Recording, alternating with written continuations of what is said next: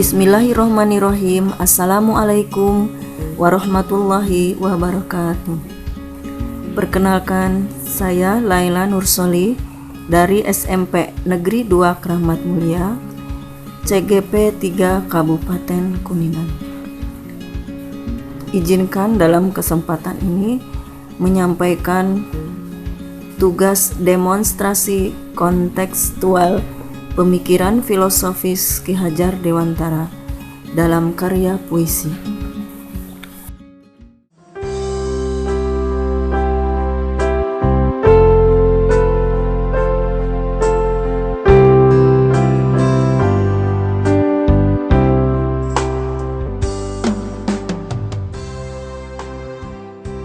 Dua Mei, perubahan lahir dari perjalanan, pejuang pendidikan yang fundamental, membangun budaya peradaban bijaksana. Dalam kenyataan, selami kodrat alam insan, tuk hadapi tantangan kodrat zaman. Lalui titian ilmu, di atas jembatan merdeka belajar. Ing ngarso sung tulodo, ing madyo mangun karso, tut wuri handayani, terdepan, terarah, tertuju.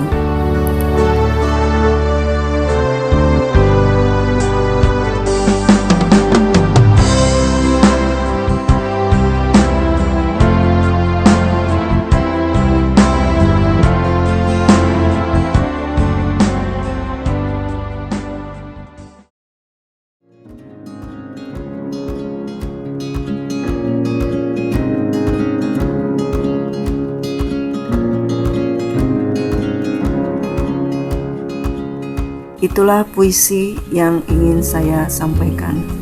Dari puisi tersebut ada beberapa makna yang juga ingin saya sampaikan. Dalam bait pertama ada kalimat 2 Mei, perubahan lahir dari perjalanan, pejuang pendidikan yang fundamental. Ini menggambarkan sejarah pendidikan di Indonesia. Tanggal 2 Mei merupakan hari kelahiran Raden Mas Suwardi Suryaningrat. Sepak terjang beliau dalam bidang pendidikan sangat luar biasa. Ide-ide cemerlang dan radikal sehingga kolonial Belanda pun ketakutan. Sampai beliau diasingkan ke luar Pulau Jawa, bahkan sampai diasingkan ke Belanda. Setelah kembali ke Indonesia pada tahun 1922, beliau bersama teman-teman seperjuangannya mendirikan sekolah taman siswa. Sejak saat itulah namanya menjadi Ki Hajar Dewantara. Dalam kalimat selanjutnya mengatakan membangun budaya peradaban bijaksana. Hal ini menggambarkan tujuan pendidikan Ki Hajar Dewantara menghidupkan pendidikan di Indonesia, yaitu untuk membangun sebuah kebudayaan, di mana kebudayaan tersebut akan melahirkan sebuah peradaban yang penuh dengan manusia-manusia yang bijaksana. Di bait selanjutnya, dalam kenyataan selami kodrat alam insan, tuk hadapi tantangan kodrat zaman. Ini menggambarkan sebuah proses pendidikan. Dalam proses pendidikan perlu diperhatikan kodrat alam insan atau peserta didik, karena sejatinya peserta didik itu merupakan manusia-manusia yang unik, berbeda satu dengan yang lainnya. Sekalipun kembar, mereka akan mempunyai perbedaan baik secara fisik maupun psikisnya. Selain itu, ketika pendidikan berlangsung, baik di rumah maupun di sekolah atau di lingkungan tempat tinggal peserta didik, harus mempertimbangkan kodrat zamannya, di mana kodrat zaman ikut mempengaruhi perubahan karakter dan kepribadian peserta didik. Di kalimat selanjutnya ada lalui titian ilmu, di atas jembatan merdeka belajar. Dalam meniti ilmu, melibatkan peserta didik. Guru sebagai transformer pendidikan memberikan keleluasaan pada peserta didik untuk belajar sesuai dengan kemampuannya.